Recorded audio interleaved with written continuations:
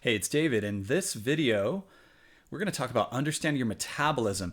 This is probably one of the most important topics that we're going to cover in our clean eating challenge.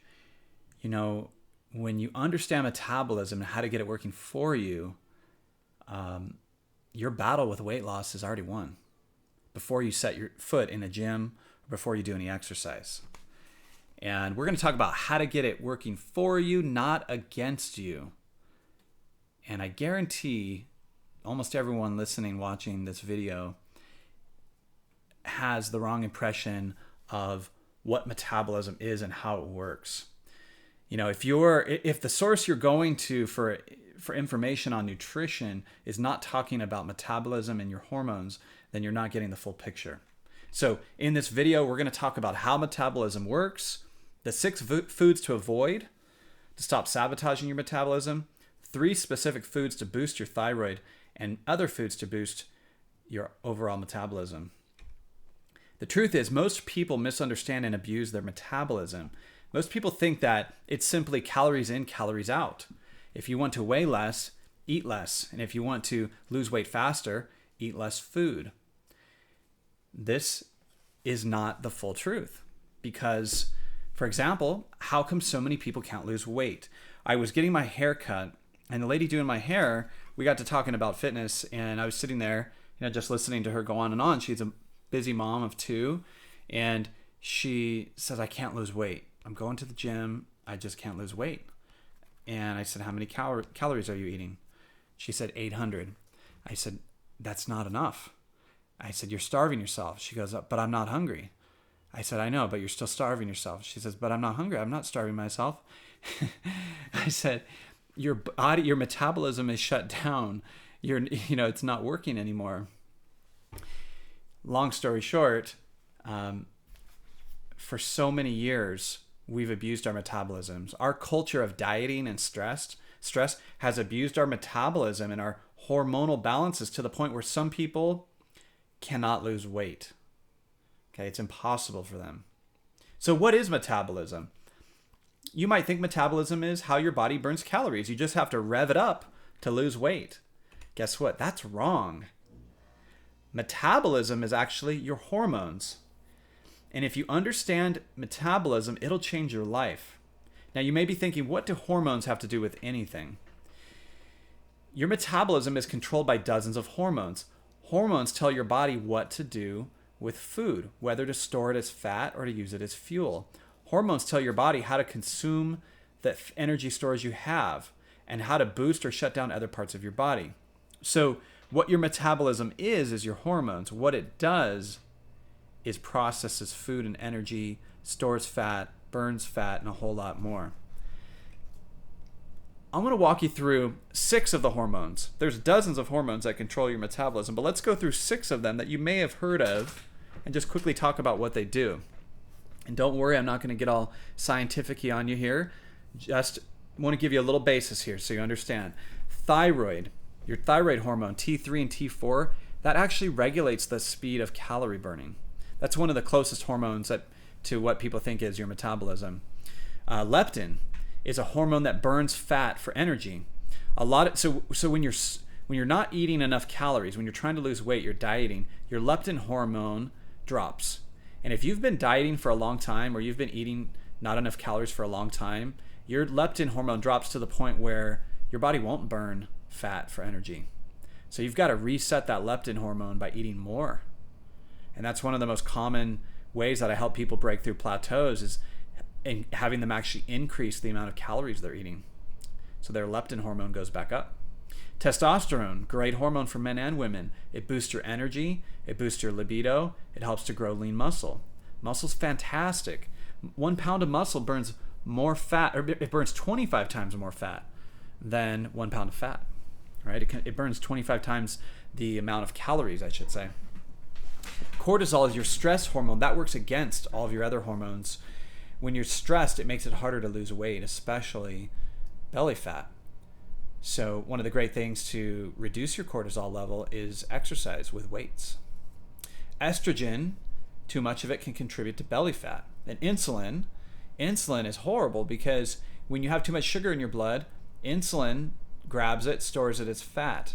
When you have insulin in your blood, your body stops burning body fat. So you go do a nice workout, you're burning all this body fat. A couple hours later, you eat a bunch of fruit, a bunch of sugar, and now you've got insulin. You're not burning body fat anymore. Okay, so those are 6 of the hormones. Now, if you're a guy and you're thinking, yeah, I'm a guy, I don't have to worry about my hormones, that's a girl thing, you're wrong. You're dead wrong. Whether you're a guy or a girl, your weight has everything to do with your hormones. They control almost every aspect of how you gain weight and how you lose it. Okay, so what's wrong with my hormones? You might be thinking that. Well, your hormones they're influenced by millions of things in our diet and our environment. Everything from processed foods to pesticides, lack of sleep, excess stress. All those things can cause an imbalance in your hormones. Imbalances make you fat. They make it difficult to lose weight. Sometimes you have people, two different people start the same exercise routine, same eating plan. One of them starts dropping weight like crazy. How come the other one doesn't? Right? The other one's hormones are imbalanced. Okay, when you get your hormones imbalanced, the weight will start flying off. Sometimes that can take a few weeks. Sometimes that can take a few months. The good news is you can move these hormones in the right direction based on the foods you eat, the exercise you do, and the sleep you get. And when you do, it's like a beautiful symphony, right? It's like an orchestra that's working together, all the different pieces to produce a beautiful symphony. With the right foods, you can fix your metabolism to work for you. You can choose foods that trigger your weight loss hormones. You can increase your energy levels and lengthen your life and prevent cancer and other diseases. The problem is most diets and severe calorie restriction out there, they only screw up your hormones and age your body. And they make you fatter in the long run because they're not sustainable, and we end up failing and binging and going back. So, enough of the bad news. You've got that basis of understanding. Let's talk about how you can boost your hormones. Here are 3 foods you can boost your thyroid hormone with. I eat these almost every single day. Almonds, whole grains, and avocado. Awesome. You know, I was reading through Shaun T. He's the creator of Insanity. And I was reading through his Insanity Asylum nutrition guide. And, you know, he's like, if you saw him in Insanity, he was ripped. But Insanity Asylum, he's like ripped on a whole nother level. His abs are like crazy, right? And he says that he has avocado, I think every day. He tries to get healthy fats with almost every meal, right? Because it boosts your thyroid hormone. Now let's talk about 6 foods to avoid. If you cut these out, you will be so much better off. Okay. Number 1, fast foods. Now you might wonder why. Like, tell me why. Why do I have to avoid fast foods? Here's why. In order to keep the prices down to be on the dollar menu, most fast foods are full of fillers. Okay. Federal law says that only about 80% of a hamburger has to actually be meat product. So yes, they have found things like cellulose, which is wood, in McDonald's hamburgers. Okay. It's the low quality scrap meat. It's all the leftovers when you butcher a chicken and you take all the breast meat and you've got like the beak and the legs and all the little leftovers. They gather all that up, they wash it with pneumonia, and they put it into what's called a chicken nugget. Okay. So avoid fast foods. They're crappy food, crappy, low quality. Refined grains. So this is one of the most common causes of obesity and insulin spikes is white flour or enriched bleach flour. So when you look at anything like a pita bread or a tortilla or a bagel or a English muffin or bread, all of those things are great if the first ingredient is 100% whole wheat flour. However, most of the time it'll say something enriched. Why does it need to be enriched? What does that mean? It means they're adding vitamins back in. So when they process flour and they strip out all the vitamins and the fiber, they then try to add it back later with synthetic fake vitamins that your body doesn't absorb. So when you get enriched and bleached flour, all you're getting is a processed flour that your body doesn't know what to do with. It just treats it like sugar. Okay? So when you're thinking breads and stuff, go brown. Look for brown And then look at the number one ingredient is 100% whole wheat flour. That's what you're looking for. Okay, refined sugars. Avoid refined sugars, especially high fructose corn syrup. There's even some breads, like last time I looked at the Sara Lee whole wheat bread, one of the ingredients was high fructose corn syrup. Are you kidding me? Seriously? Come on now. All right, let's avoid number 4, trans fats. You'll never really see trans fats listed on the label. On the front, this is the little trick they do. If you ever see like a bag of chips and it says 0 grams of trans fat, what that means is that there is trans fats, but there's less than 1 whole gram in a serving, so they just list it as 0. So if you look on the back, you might see it in Cheez-Its or baked goods. It'll say partially hydrogenated, like cottonseed oil, or partially hydrogenated some other oil. Okay, horrible junk, screws up your hormones. Avoid it.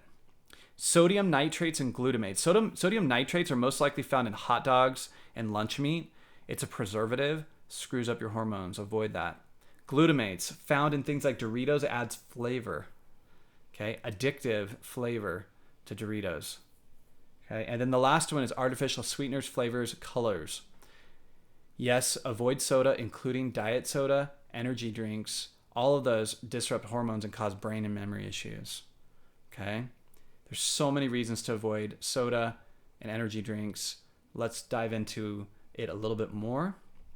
Sugar. The average American is eating 30 teaspoons of sugar a day. That's 114 pounds of sugar a year. And you're probably thinking, well, I don't. I bet you do. Here's why. I'm going to get to this on a slide, but there's 600,000 food products in the United States. 80% of them have added sugar. Yes, sugar has like 30 different names now. They're adding it to everything. So if you're thinking, well, I'm avoiding the candy and the ice cream, guess what? You're probably still consuming a ton of sugar, especially like that enriched bread. Okay, so you want to keep your sugar low because it triggers insulin. Insulin stores fat and it stops you from burning body fat. To keep your insulin low, here's where most people go wrong when they go on a diet. They start thinking, okay, I know the government says I need to eat 9 servings of fruits and vegetables a day. I'll just start eating like 3 or 4 fruits a day. I'll eat a couple of vegetables. No, one of the most common causes of sugar is in fruit. So you'll want to keep your fruit low to like maybe like 1.5 servings a day. I'll eat like an orange or a banana, and then I'll have like a serving of berries as my second serving of fruit. Okay. Don't be fooled by juice and sodas and diet sodas and sports drinks that have 15 to 20 teaspoons of sugar in them. Okay. It's time to toss those things out of your kitchen. Just get them out of the house. And anything that contains more than 5 ingredients, I'd get rid of it unless you know what they are. Okay, so I told you sugar has all kinds of names. Here's 20 different names of sugar. Everything from corn syrup to dextrose to evaporated cane juice. Ooh, that sounds so good. A malt or glucose or lactose or molasses or malt syrup or maltose, rice syrup, fruit juice concentrate. All of those are just added sugars. Okay, you want to keep those, avoid as many of those as possible to keep your insulin low.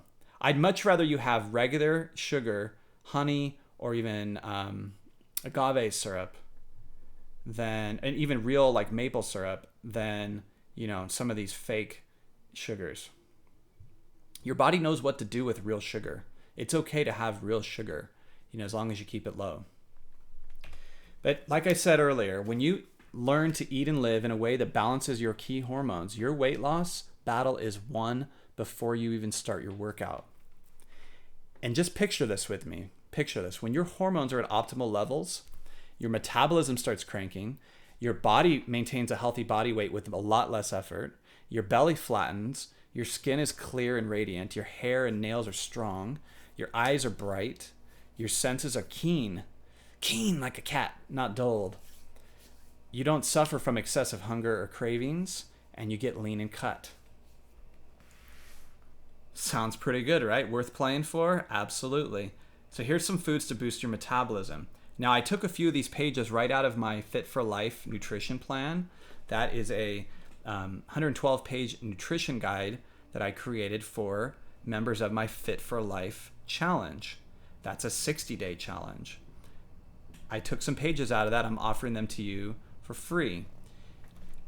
Number 1 is, what should you eat? Carbs. Yes, carbs. Your body's primary fuel source is carbs. Okay? But they're also good for helping your body absorb other nutrients like protein. They also contain fiber. Okay? Most people make the mistake when they're going on a diet, they think they got to avoid all carbs. But the truth is, you just need to avoid refined carbs and white breads and sugars and things like that. So carbs, whole grain carbs, whole wheat bread, fruits, vegetables, brown rice, sweet potatoes, oatmeal. Good carbs. Those are good. Protein. Now, why protein? Well, first of all, animal protein is important because it contains all the essential amino acids that you need. When you eat protein, your body just breaks it down into amino acids and uses it for everything. Your whole body is made up of protein. Your skin, your eyes, your bones, your hair, everything that's regrowing and being regenerated needs protein. Okay? Here's another reason why you should eat more protein. Protein burns more calories. Your body digesting it burns more calories.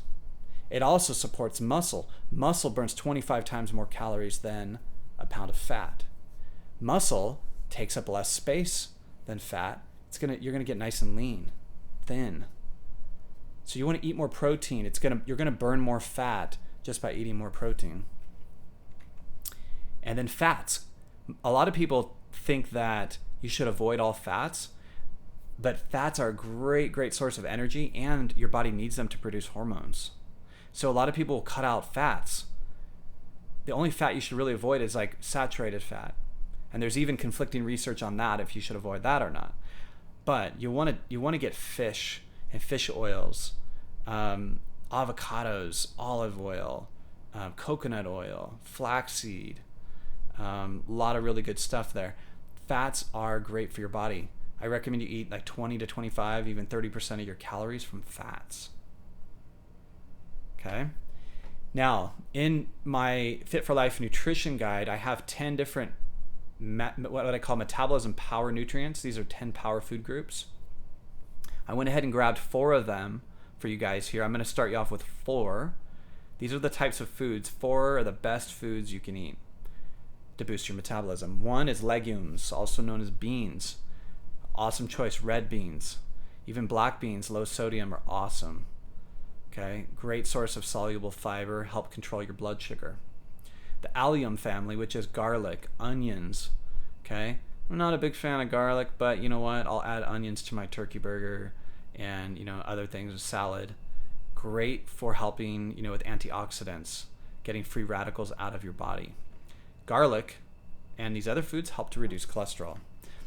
3rd power group, berries. They have phytochemicals in them, which are great, just like chocolate. But unlike wine and chocolate, berries are not fattening and they have no caffeine. So one study found that you could stop fat cells from getting larger and encourage fat cells to release a hormone that reduces inflammation by eating berries. Okay? They also can help prevent blood sugar spikes. 4th group, meat and eggs. Yes, that's right, meat and eggs, right? They're beneficial. They have omega-3s, and meat is your best source of amino acids. Now, great option is wild-caught salmon. Awesome. But most meat and eggs, they have all kinds of amino acids that are critical for the production of protein in your body and the release of your growth hormone. Your growth hormone is amazing in your body. It will help support muscle growth and burn body fat. And like I said earlier, protein raises your metabolic rate. You're going to burn more calories just by eating protein. Okay? So, I know that's a lot to cover. I'm going to stop there and just conclude. Your metabolism is made up of your hormones. If you can balance them through food and exercise and de-stressing, your battle with weight loss is done before you even set foot in the gym. We went through the 6 types of foods to avoid. We talked about foods to boost your metabolism, so you can go back through the video and write those down, or maybe I'll put them into a list. But like I said, now you know more about metabolism than the average person. And now you know what you need to do to get on track with your health goals. It's all about balancing your metabolism, balancing your hormones. And when you do that, you're going to be amazed at how you look and feel and how your body works. So, hope you like this video. Again, this is for people in our clean eating challenge. If you are not in the clean eating challenge and somehow got a copy of this video and you'd like to join the clean eating challenge, go to symbioticfitness.com.